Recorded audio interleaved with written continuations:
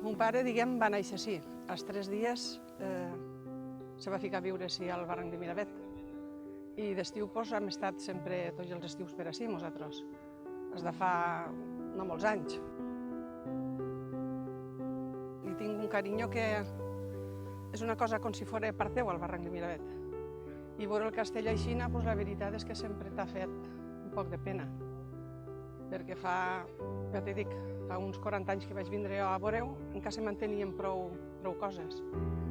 I fèiem, si algú farà alguna cosa per recuperar-lo, no? Perquè no se deixarà caure més. I mira, ja hem arribat a un punt que està ja...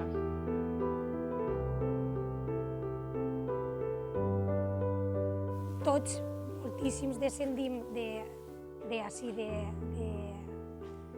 de Miravet, i ja després, quan el poble ja va prendre més, el que és Cabanes, ja va prendre més importància, moltíssima gent d'ací de Miravet ja van anar, ja van vindre, però antigament així estan els inicis de lo que és Cabanes.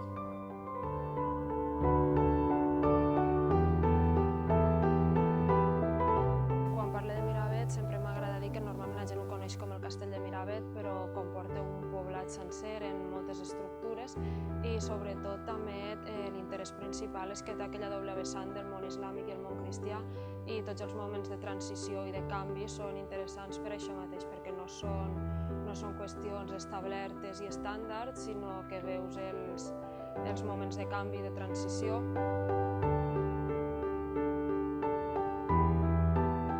Veus com ha evolucionat en els últims anys, de moltes zones que trobem quan es van fer algunes cates als anys 70, que ara ja estan totalment desaparegudes, i també és un poc prendre consciència del degradament que té el patrimoni si no se'l cuida.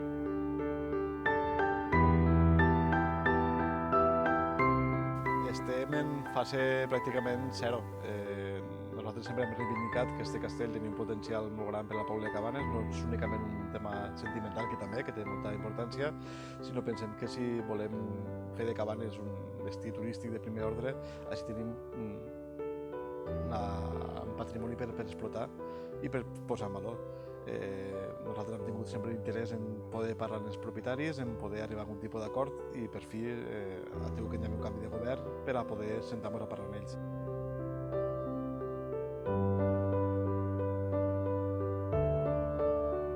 No és mai tard per conservar el patrimoni, al final és part de la nostra història que ajuda a entendre com es van formar els poblaments actuals que n'hi ha en aquesta zona, és part del nostre patrimoni i són qüestions que hi ha, a banda de la vessant que pot tindre turística, l'atractiu, que la gent pugui vindre a visitar-lo, també té la importància de la informació que se pot traure.